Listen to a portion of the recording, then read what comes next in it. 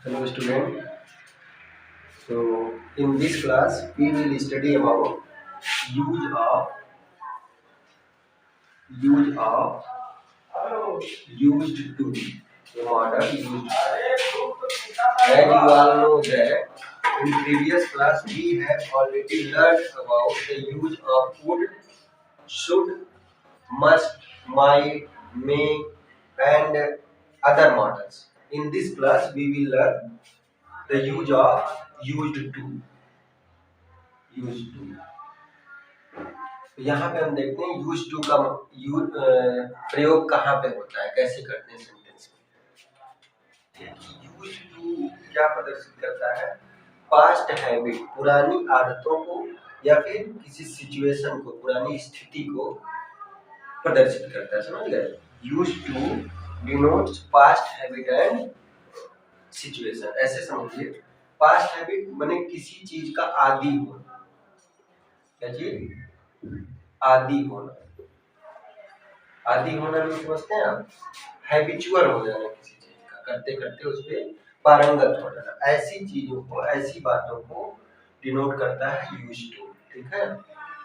जैसे वह रात के 10 बजे तक पढ़ा करता था, या रात के 10 बजे तक पढ़ने का आदी था। ठीक है? He used to study late at night. He used to study late at night. वह रात में लेट तक पढ़ने का आदी था। ठीक है? ऐसे आदी था मैंने समझ रहे हैं, जो लोग इंग्लिश में समझते हैं वो देखा। आदी होना, आदी होना, किसी चीज का आदी हो जाना, पास्ट हैबिट। समझ गए? हैबिचुअल एक्शन को बताने के लिए। जैसे he used to, next example देखिए, he used to go to school by bus. वह स्कूल बस से जाया करता था। समझ गए? उसका पास्ट हैबिट बता रहा है, वो पास्ट सिचुएशन को बता रहा है कि वो स्कूल कैसे जाता था, बस से जाता था या बस से जाया करता था। तो ऐसी जगहों पे हम यूज्ड टू का प्रयोग करते हैं। समझ गए? ठीक है, अब इसको हम समझते हैं थोड़ा सा आसान भाषा में। यूज्ड टू का जो सेंटेंस फ्रेमिंग होगा इसको लेकर के, वो कैसा होगा, समझ रहे हैं?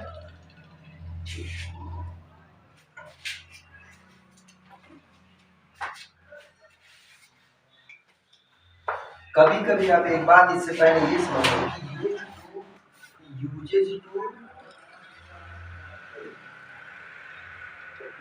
टू एंड यूजेस टू का प्रयोग नहीं होता। समझ गए? अगर यूज टू या यूजेस टू, इन दोनों में देखो अंतर है। Use to and uses to. ठीक है? इनका प्रयोग करेंगे तो सेंटेंस ग्रामेटिकली इनकरेक्ट होगा। समझ गए? इनकी जगह पे हम प्रेजेंट इंडेफिनिट टेंस में सेंटेंस रखते हैं। समझ गए आप? जैसे अगर कहें he used to read novel, ठीक है, तो ये गलत है। यहाँ पे क्या होगा? सिर्फ he reads novel, present indefinite tense. बात समझ आ रही है? यहाँ पे यूज टू अगर आता है, चाहे यूजेस टू आता है, तो सेंटेंस ग्रामेटिकली इनकरेक्ट। ठीक? अगर यूज टू या यूजेस टू आता है तो सेंटेंस को प्रेजेंट इंडेफिनिट टेंस में करना है। बात समझ आई? और यूज टू का प्रयोग तब होगा जब किसी पास्ट हैबिट या सिचुएशन की बात हो रही है। तो यूज टू का प्रयोग करते समय जो सेंटेंस की फ्रेमिंग है उसका हम देखते हैं, क्या करते हैं, पहले सब्जेक्ट लिखा जाता है। ठीक है? सब्जेक्ट में जो काम को कर रहा हो, जो आदि है, उसके बाद हम क्या लिखते हैं? यूज्ड टू, और फिर वर्ब की फर्स्ट फॉर्म, और फिर ऑब्जेक्ट। एक स्ट्रक्चर ये है सेंटेंस का, फर्स्ट स्ट्रक्चर ये है। आप यूज्ड टू का प्रयोग करेंगे, सबसे पहले सब्जेक्ट, फिर यूज्ड टू, फिर इसके साथ जो भी वर्ब रहेगा उसकी फर्स्ट फॉर्म और ऑब्जेक्ट। एक दूसरा स्ट्रक्चर है जब सब्जेक्ट और प्लस कोई हेल्पिंग वर्ब जैसे ईच, एम, आर में से कोई एक, ठीक है, या फिर पास्ट में अगर सेंटेंस होगा तो वाज या वर में से, ठीक है। अगर काम कंप्लीट हो गया होगा तो हैज या हैव, ठीक, हैज या हैव बीन, ठीक है। इस तरीके के सेंटेंसों को हम यूज करते हैं। ये फ्रेमिंग, इसके साथ हम क्या लगाएंगे बाद में, यूज्ड टू। अब इसके बाद जब ऑब्जेक्ट लिखेंगे तो दो तरीके से होगा, या तो इसके बाद डायरेक्ट ऑब्जेक्ट आ जाएगा और या फिर इसके साथ कभी कभी क्या होता है कि कोई वर्ब आती है, कोई क्रिया, किसी काम के करने का आदि हो जाना। अगर किसी ऑब्जेक्ट का आदि होना तब तो भाई इसके बाद सीधे ऑब्जेक्ट लगा देंगे, और किसी कार्य की आदि होगा तो यहाँ पे जो वर्ब रहेगा उस वर्ब की आईएनजी फॉर्म होगी, वर्ब की आईएनजी फॉर्म, और फिर आप ऑब्जेक्ट लिखिए। ये दो स्ट्रक्चर आपके सामने है, समझ गए आप? इस बात का ध्यान रखना है।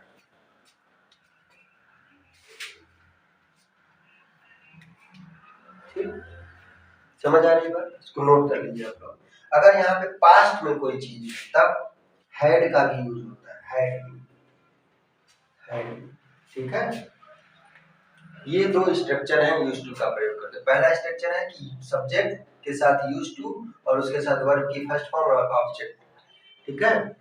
दूसरा, सब्जेक्ट अगर प्रेजेंट में है इज, एम, आर, अगर सिंगुलर है तो इज आई के साथ एम और बाकी प्लूरल के साथ आर, ठीक है। या फिर यहाँ पे मैं आदि था या वे आदि थे, किसी चीज का आदि होना, हैबिट होना, तो वहां पे वाज वर्ब का प्रयोग।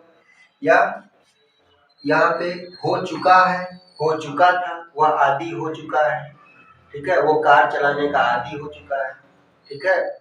हम आदि हो चुके हैं अगर, तो यहाँ पे हैव बीन या हैज बीन का यूज होगा।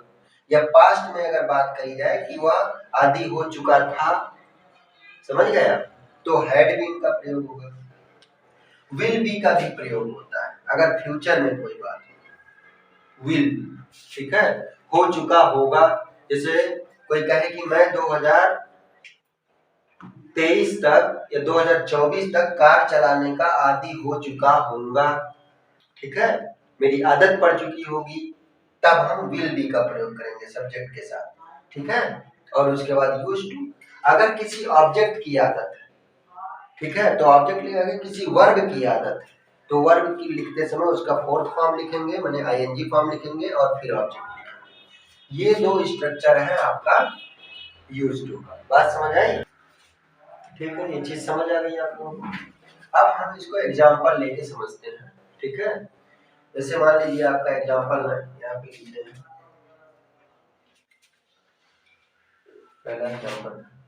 मान लीजिए कोई कहे कि मैं इस इन्वायरमेंट का, इस वातावरण का आदी, ठीक है, आई यूज टू, एग्जांपल यहाँ पे लिया जा रहा है, आई यूज टू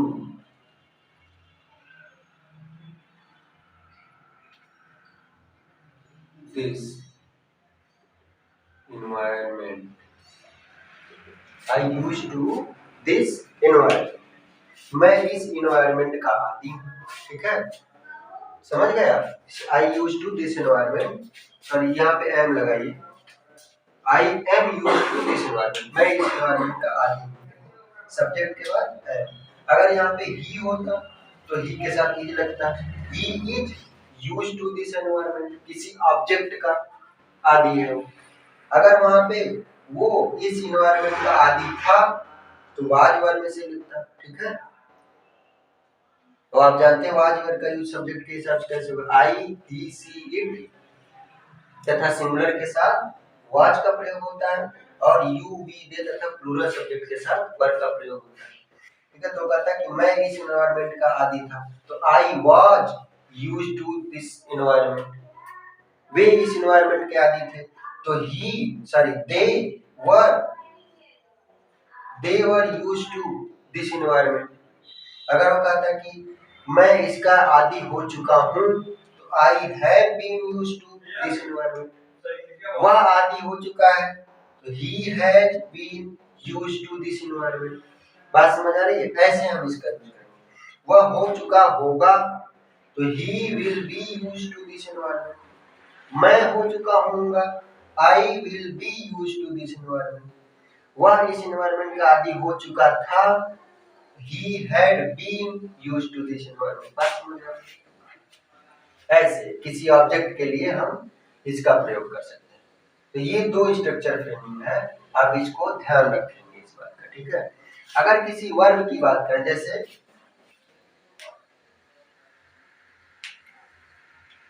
जैसे लिखा जाए कि I am used to football खेलने की। तो देखो खेलना एक वर्ब है ना, तो खेलने का आदी हो चुका है। तो आई, तो जो खेलना वर्ब आप लिखोगे वो क्या लिखेंगे? ING form. Playing, I am used to playing football. मैं फुटबॉल खेलने का आदी हो चुका है। यहाँ ध्यान दीजिएगा, यहाँ पे वर्ब है, काम का आदी हो चुका है। फुटबॉल खेलने का जो वर्ब काम है उसका आदी हो चुका है। तो जब आप वर्ब लिखेंगे तो वर्ब लिखते समय वर्ब की आईएनजी फॉर्म लिखेंगे। I am used to playing football. अगर कहता कि वह फुटबॉल खेलने का आदी हो चुका है, तो he is used to playing football. वह फुटबॉल खेलने का आदी हो चुका था, पास्ट की बात होगी, तो he was used to playing football. वे फुटबॉल खेलने के आदी हो चुके थे, they were used to playing football. बात समझ आ रही है? ठीक है। मैं हो चुका होऊंगा, मान लो मैं कहूंगी मैं कार चलाने का आदी हो चुका होऊंगा। मैं कार चलाने का आदी हो चुका होऊंगा, तो आई will be used to driving car। समझ गए? कब? बाई 2024 तक, 2024 तक मैं कार चलाने का आदी हो चुका होऊंगा। तो यहाँ पे देखिए विल बी का यूज होगा, फिर यूज टू और फिर वर्ब की आईएनजी फॉर्म ड्राइविंग। बस समझ रहे? इस तरीके की सेंटेंस फ्रेमिंग होती है और यहाँ पे यूज टू का प्रयोग होता है। तो यहाँ आपको ये समझ आ गया कि यूज टू का यूज हम हमेशा पास्ट हैबिट या सिचुएशन के लिए करेंगे, या फिर आदी हो जाना। कभी पास्ट में किसी चीज का आदी हो चुका है व्यक्ति, चाहे हो रहा है, चाहे हो चुका होगा, ऐसे सेंटेंसों में हम ये फ्रेमिंग करते हैं। तो ये जो आपका स्ट्रक्चर है सेंटेंस का, इसको आप ध्यान रखें। ये दो स्ट्रक्चर है। बात समझ आ रही है? यूज टू के प्रयोग के, ठीक। यहाँ तक हम और एग्जाम्पल लेते हैं इनका, ठीक। एग्जाम्पल लेके समझते हैं।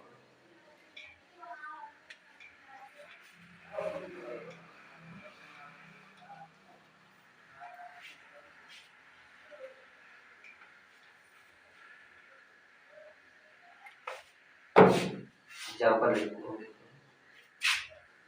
वह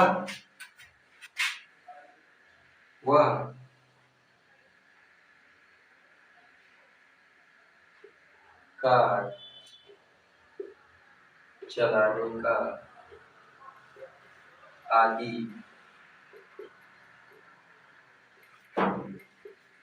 हो चुका था। वह कार चलाने का आदी हो चुका था। यहाँ पे क्या लिखेंगे? ही, और क्या है? पास्ट है ना, हैड बीन, काम हो चुका था। He had been used to driving car. He used to driving car.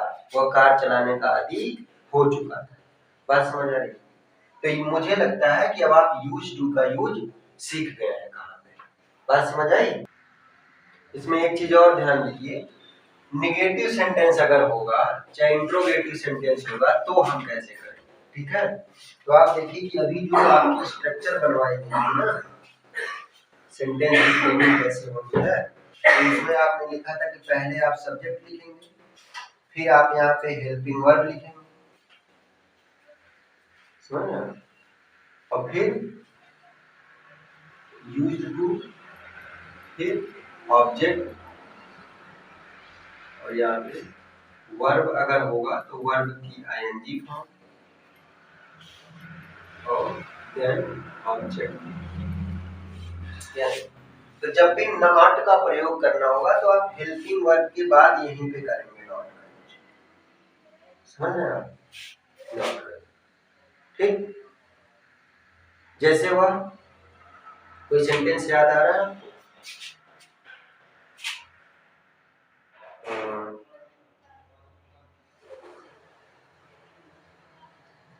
वह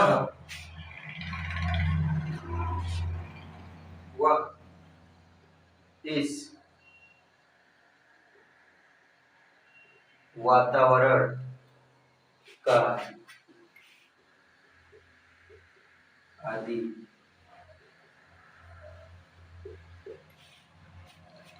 इस वातावरण का आदि नहीं, ठीक है। तो इसका करते समय कहते ही, उसके बाद ही के साथ इज, अब यहीं पे आप नॉट का यूज करेंगे, he is not used to this environment, he is not used to this environment, समझ गए। मतलब नॉट का आप प्रयोग इसी हेल्पिंग वर्ब के बाद कर देंगे निगेटिव सेंटेंस में, या फिर इंट्रोगेटिव में आप जैसे करते हैं क्वेश्चन वर्ब, ठीक है, फिर आपका सब्जेक्ट, फिर नॉट, फिर यूज्ड टू, और फिर जो आपका स्ट्रक्चर, समझ गए। ठीक, तो अब हम यहाँ पे यूज्ड टू के बाद अब हम सीखते हैं कि ऑफ टू का यूज कहाँ पे होता है। एक मॉडल है ऑफ टू,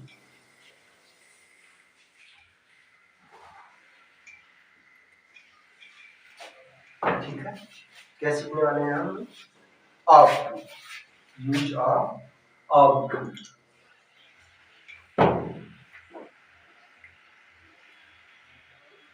इस मॉडल का यूज सीखेंगे, ऑफ टू का प्रयोग कहाँ पे करते हैं। तो इसका प्रयोग हम केवल मोरल ऑब्लिगेशन या फिर ड्यूटी के लिए करते हैं, ठीक है, नैतिकता के लिए या फिर कर्तव्य निष्ठा के लिए इसका यूज किया जाता है। जैसे अगर आप देखें तो ऑफ टू सोच, ऑफ टू सोच मोरल ऑब्लिगेशन या फिर ड्यूटी, मोरल ऑब्लिगेशन या ड्यूटी। अगर आपका कोई नैतिक दायित्व है या कोई कर्तव्य है, उसके लिए मोरल इसका ऑफ टू का यूज किया जाता है।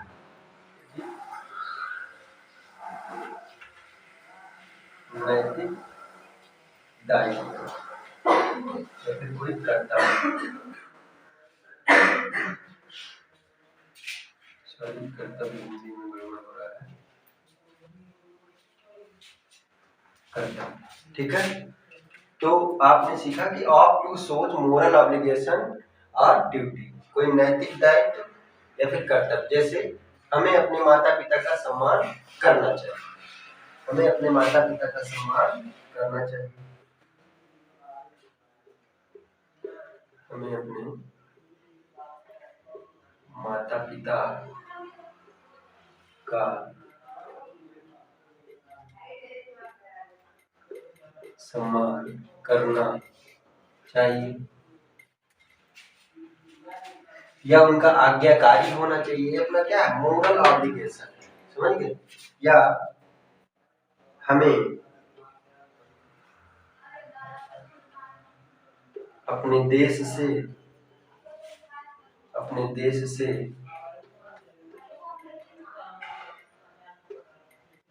प्रेम करना चाहिए। तो मोरल ऑब्लिगेशन में ये भी अपना क्या ड्यूटी है, अपना मोरल ऑब्लिगेशन, हमें अपने देश की रक्षा करनी चाहिए, समझ गए। इस तरीके से अगर कोई मोरल ऑब्लिगेशन या ड्यूटी है तो वहां पे ऑफ टू का यूज करते हैं। अब यह समझिए कि चाहिए के अर्थ में इसका भी यूज करते हैं, लेकिन मोरल ऑब्लिगेशन और ड्यूटी अगर शो हो रही है तो वहां पे ऑफ टू करते हैं। जैसे we ought to respect our parents. We ought to respect our parents, हमें अपने माता पिता का सम्मान करना चाहिए। आज समझ आ रही है? तो फिर we ought to love our country, हमें अपने देश से प्रेम करना चाहिए। ठीक, तो यहाँ पे ऑफ टू का प्रयोग हम सीख रहे हैं। ठीक है, कोई दिक्कत नहीं है ना। यहाँ पे ऑफ टू का यही प्रयोग है, मोरल ऑब्लिगेशन या ड्यूटी के लिए यूज करते हैं। ठीक, अब इसी के साथ हम सीख लेते हैं मस्ट का यूज कहाँ पे होता है। तो मस्ट का यूज आपने पहले भी सीख लिया। यूज ऑफ मस्ट, जब मे माइट पढ़ाया जा रहा था तो उसी के साथ मस्ट के बारे में बताया गया। ठीक, use of must. Compulsion necessity के लिए मस्ट का यूज करते हैं। ठीक है, मस्ट हमेशा कंपल्सन को शो करता है। बात समझ आ रही है? तो आपने क्या सीखा अभी कि मस्ट का प्रयोग, मस्ट क्या डिनोट करता है? मस्ट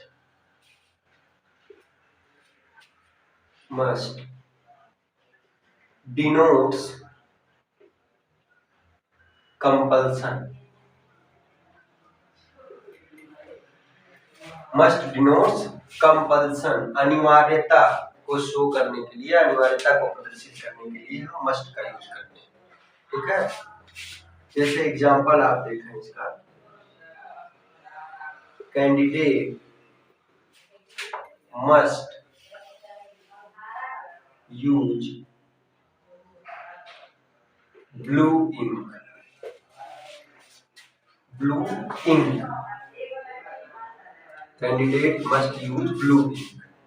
अभ्यर्थी को ब्लू इंक का प्रयोग करना चाहिए। निश्चित रूप से अभ्यर्थी को ब्लू इंक का प्रयोग करना चाहिए। इस तरीके का अगर कोई कंपल्सन है तो वहां पे मस्ट का यूज करते हैं। यहाँ पे आपने सीखा कंपल्सन के लिए। ठीक है, अब हम नेक्स्ट इसका यूज, ये पहला यूज था। दूसरा यूज कहाँ पे होता है मस्ट का? Must also used to show fixed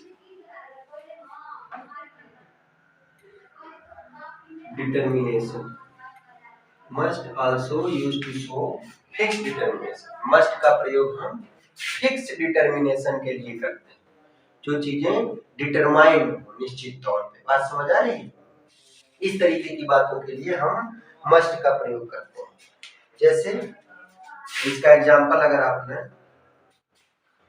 India must win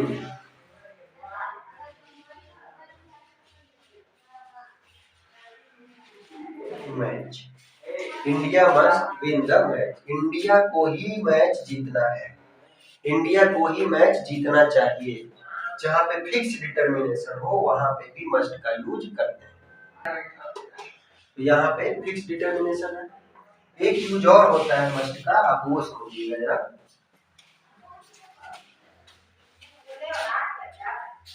must use to show duty. Must use to show duty also.